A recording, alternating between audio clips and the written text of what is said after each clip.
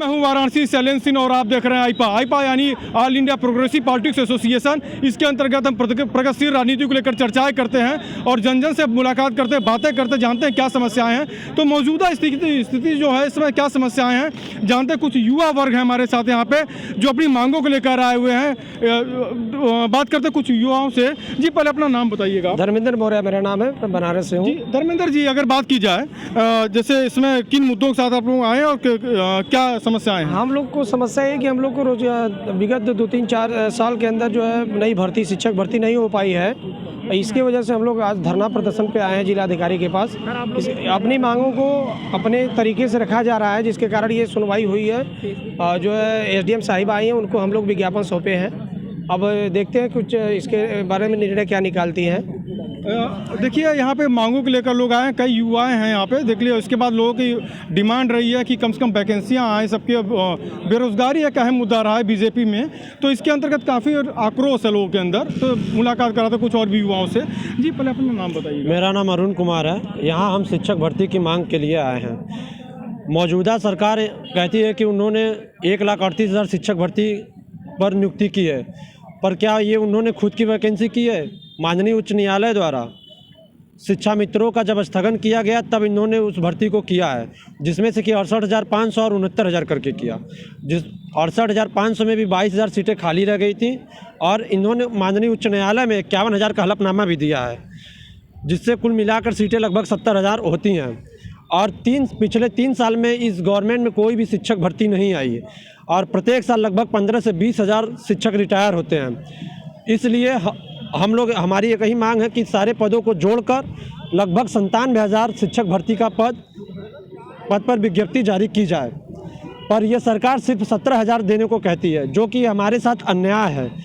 हम लोग लगभग 21 लाख युवा हैं जो पिछले 3 साल से टेट सीटेट पास हैं और ये सरकार हमारी एक भी बातें सुनने को तैयार नहीं है। एक भी बात सुनने को तैयार नहीं है। चुनाव नज़दीक है 2022 का और काफ़ी दावे किए जा रहे हैं, काफ़ी नेताओं द्वारा घोषणाएं भी होंगी। और इसी अंतर्गत बात करते हैं थोड़ा सा। जी पहले आप अपना नाम बताइएगा। मैं आलोक यादव गाजीपुर से हूँ। आलोक यादव जी, एक चीज़ हमें जानना चाहेंगे आपसे। जैसे जब चुनाव आते हैं, क्योंकि माहौल जो है इस समय काफ़ी गर्म हो जाते हैं, मुद्दों को लेकर काफ़ी लोग एकदम एक्टिव हो जाते हैं।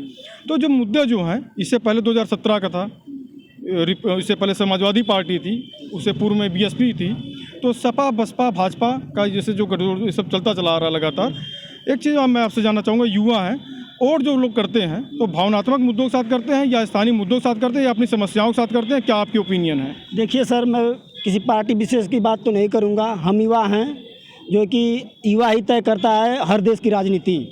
तो हम युवा, तो हमको रोज़गार चाहिए। कोई भी पार्टी आए हमें रोज़गार दे, चाहे सपा हो, बसपा हो, बीजेपी हो, कांग्रेस हो, कोई भी दल हो, वो आए तो हमें रोज़गार दे। जो हमें रोज़गार देगा, क्योंकि अगर युवा रोज़गार करेगा, अपने घर की समस्याओं का समाधान करेगा, वो भटकेगा नहीं इधर उधर। तो न कोई, जैसे चोरियां होती हैं, तमाम प्रकार की होती समस्याएं ना, अगर शिक्षित है, अगर उसे रोज़गार नहीं मिलेगा तो दिमाग में तमाम प्रकार की बातें आएंगी। तो चोरी करेगा, डकैती करेगा, तो बहुत सारी समस्याएं आएंगी। तो सरकार को भी इसमें प्रॉब्लम होगा। तो इसलिए हम सरकार से बस यही गुजारिश करेंगे कि हम लोग जो है यहाँ प्रदर्शन कर रहे हैं 97,000 भर्ती का, हम लोग का विज्ञापन जारी करें योगी बाबा। नहीं तो हम आचार संहिता से पहले हम लोग को 97,000 आचार संहिता से पहले हम लोग का जो है कि ये जारी कर, विज्ञप्ति जारी कर दे। हम लोग जो है कि बस यही आशा करते हैं कि हम लोग की जारी कर दे। अभी हमारे साथ और भी युवा मौजूद हैं यहाँ पे, सब लोग आए। सबसे बड़ी जो समस्या है भर्ती को लेकर है, वैकेंसी को लेकर है, और उसके साथ साथ अगर बात करें बेरोजगारी एक अहम मुद्दा रही है इस गवर्नमेंट में। काफ़ी घेराव किए लोग यहाँ तक लाठियाँ भी चटकी उत्तर प्रदेश में। तो बात की जाए युवा वर्ग है हमारे साथ, मैं आपसे एक सवाल लूँगा, क्योंकि देखिए बेरोजगारी का मुद्दा चरम पे है इस समय। बातें सब लोग कर रहे हैं युवा। वोट जो होते हैं, अब वोट चूँकि भावनात्मक मुद्दों के साथ होंगे या अपने व्यक्तिगत समस्याओं के साथ, मतलब कि कहाँ पे क्या आप एक ऑप्शन देखते हैं? सरकारें लगातार बदल रही हैं। 2007 के चुनाव में बीएसपी को पूर्ण बहुमत मिलती है, 2012 में समाजवादी को मिलती है, 2017 में योगी आदित्यनाथ जी आ जाते हैं बीजेपी। तो ये सरकारें बदलती रहेंगी तो समस्याओं का समाधान कैसे होगा? क्या आप इसमें अपनी ओपिनियन करेंगे? सरकार किसी का भी हो, जो रोजगार पे काम करेगा उसी को हम लोग वोट करेंगे, चाहे बीजेपी हो, चाहे भाजपा हो, चाहे कांग्रेस हो, चाहे सपा हो, चाहे बहुजन समाज पार्टी। हम जो भी पार्टियां रोजगार पे, युवाओं के ध्यान देगा उसी पे काम किया जाएगा, ठीक है। और मैं 97,000 शिक्षक भर्ती का विज्ञापन के लिए यहाँ पे हम लोग इकट्ठा हुए हैं और धरना प्रदर्शन किए हैं। एसडीएम साहिबा आई हैं, उनको ज्ञापन दिया गया है और उन्होंने कहा कि आप लोगों का ज्ञापन मुख्यमंत्री तक मैं पहुँचा दूँगा। आश्वासन ही केवल हाथ लग रहा है, अभी तक केवल आश्वासन ही मिलता जा रहा लगातार। हम लोगों को आश्वासन ही मिला है, अभी तक भी इस पे कोई कार्रवाई नहीं हुई है। अब मैं चाहता हूं मुख्यमंत्री जी से कि जल्द से जल्द इस पे कार्रवाई किया जाए और मुझे आचार संहिता से पहले 97,000 शिक्षक भर्ती जारी किया जाए। देखिए फिर चुनाव आएगा, फिर मुद्दे हो जाएंगे धर्म के नाम पे और हिंदू मुस्लिम के नाम पे तमाम मुद्दे आएंगे। हम लोग शिक्षित हैं, ठीक है, और हम लोग जाति और धर्म के नाम पे वोट नहीं करेंगे। हम बेरोजगारी पे ये धर्म और जाति पे तो लड़ाया जा रहा है, पर हम लोग पढ़े लिखे हैं, शिक्षित हैं, हम लोगों को रोजगार चाहिए और हम लोगों को जाति धर्म का वो नहीं भावनाओं में जाना है और वोट नहीं करना। मुझे रोजगार पे वोट करना है। देखिए रोजगार पे वोट करना है। और हम अगर बात करें तो हमारे साथ कुछ और भी लोग मौजूद है, जरा सा आप इधर आ जाइए इस तरफ। और पहले आप अपना नाम बताइएगा। मेरा नाम रेनू है। रेनू जी, अगर बात की जाए, चुनाव नज़दीक हैं, आचार संहिता भी लगभग नज़दीक है लगने के लिए, कोविड की गाइडलाइन भी लगभग सब जारी हो रही है, केसेस निकल रहे हैं, ऐसे में आप लोग मांग कर रही हैं सब लोग, ठीक ना? इतने दिन से मांग करते रहे, कितनी अस्वस्थ हैं इस सरकार से, बीजेपी से, मौजूदा सरकार से? एकदम गुस्से में है इस सरकार से। हम बस यही चाहते हैं कि हमें रोजगार चाहिए और वो भी 2-4 दिन के अंदर चाहिए।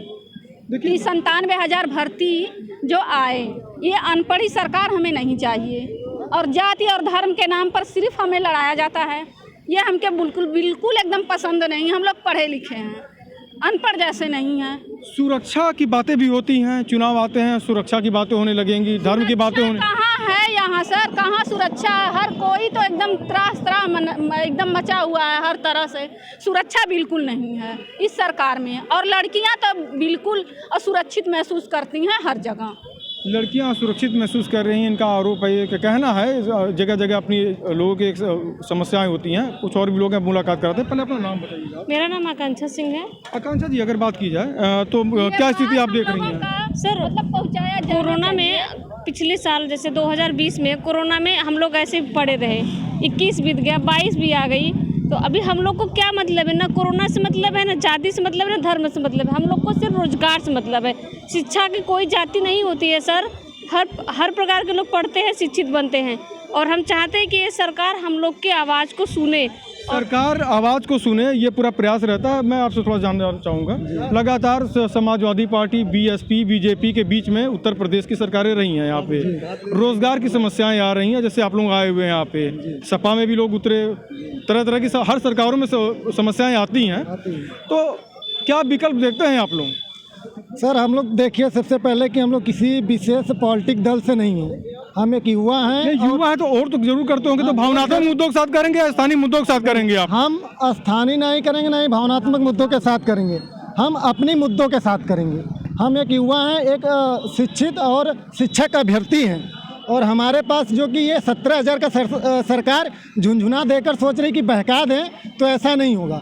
हमें 97,000 पदों पर शिक्षक भर्ती की विज्ञप्ति चाहिए। महारथी तो सब हाजिर हो गए हैं इसमें, प्रदेश के महारथियों के साथ एक से एक बाहुबली महारथी सब आ रहे हैं, गठजोड़ सब तैयार हो रहे हैं। तो विकल्प क्या देखते हैं आप, कहाँ विकल्प नजर आता है आप लोगों को? जी विकल्प यहाँ पे यही आता है कि जो भी मतलब कितने भी मतलब संगठन एक साथ आ जाएं, उतर जाएं मैदान में, लेकिन जो रोजगार का साथ देगा उसी के साथ सारे युवा साथ देंगे। जो रोजगार का साथ देगा उसके साथ युवा साथ देंगे। एक लोग और भी हमारे साथ मौजूद हैं, कई लोग हैं यहाँ पे जो बात करते हैं आपसे। जरा सा आप आइएगा, अपना नाम बताइए पहले आप। मैं शशिकांत DLH प्रशिक्षित। अच्छा शशिकांत जी, एक चीज़ बताइए, समस्याएं तो चल रही हैं इस समय प्रदेश में, खासकर बेरोजगारी का मुद्दा है, चूँकि युवा हैं, रोजगार चाहिए, परिवार की जिम्मेदारियाँ हैं, सबके ऊपर अपने अपने लोडिंग है, बहुत सी जिम्मेदारियाँ लोगों की। तो अगर बात की जाए इसमें, तो क्या विकल्प देखते हैं आप? अगर सरकार चूँकि अब चंद दिन बचे हैं आचार संहिता के लिए, तो कभी भी लग सकता है आचार संहिता, ऐसी जो चल रही माहौल, क्या विकल्प देख रहे हैं आप? हमें किसी राजनीति से कोई लेना देना नहीं है, हमें रोजगार चाहिए। हम लोग 21 लाख परिवार हैं, 21 लाख प्रशिक्षित टेट सीटेट पास होकर हम लोग ये सड़कों पे घूम रहे हैं, अपने मांगों को मांग रहे हैं कि हमको 97,000 शिक्षक भर्ती चाहिए। अगर सरकार हमको आचार संहिता से पहले 97,000 शिक्षक भर्ती का विज्ञापन नहीं जारी करती है, तो यही युवा उनको गद्दी से उतार सकती है। जो गद्दी पे बैठा सकता है तो गद्दी से उसको उतार भी सकता है। समस्या इस बात की, किसी को उतारेंगे किसी को बैठाएंगे, तो आखिर मांग कैसे करेंगे आप वहाँ पे? और आश्वासन ही मिल रहा है केवल, तो किसके ऊपर भरोसा करेंगे? एक बार सपा को पलटी जाती है, एक बार बीएसपी को हटाया जाता है, एक बार बीजेपी ले आया था, तो आखिर पलटने से समाधान कैसे निकलेगा? जो हमें इसके लिए इंडिया भी चल रही है। जो हमको इस समय फिलहाल में जो भी लिखित आदेश, चाहे जो पार्टी हो, लिखित आदेश देगा कि हम आने वाले चुनाव के बाद अगर हमको जीतना उनको है तो 97,000 शिक्षक भर्ती का हमको लिखित आदेश चाहिए। देखिए, हम कुछ और भी युवा हैं उनसे बात करेंगे। जरा सा हम आपसे कुछ अलग ही सवाल लेना चाहेंगे। प्राइवेट सेक्टर में लोग काम करते हैं या हम लोग न्यूज़ चैनलों में भी काम करते हैं, अपना भी उदाहरण दे रहे हैं, जहाँ हम लोगों को बेहतर सैलरी मिलती है, लोग निकल जाते हैं, रिज़ाइन पे रिज़ाइन हम लोग करते जाते हैं। पहले अपने उस उदाहरण में दे रहा हूँ।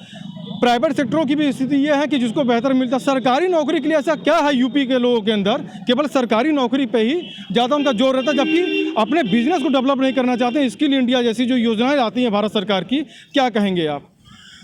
सर, सरकारी नौकरी पे इसलिए लोग करते हैं क्योंकि उसमें भरोसा आता है सर। एक बेस होता है कि हम एक आधार लेकर चलते हैं कि हमारे आने वाले बच्चे हमारे पेंशन तो ख़त्म कर दी गई है, फिर भी अच्छी पेमेंट मिलती है सर। प्राइवेट सेक्टर क्या होता है कि जैसे बीएसएनएल था सर, बिक गया। बीएसएनएल बिकने के कारण महंगाई बढ़ी कि नहीं सर?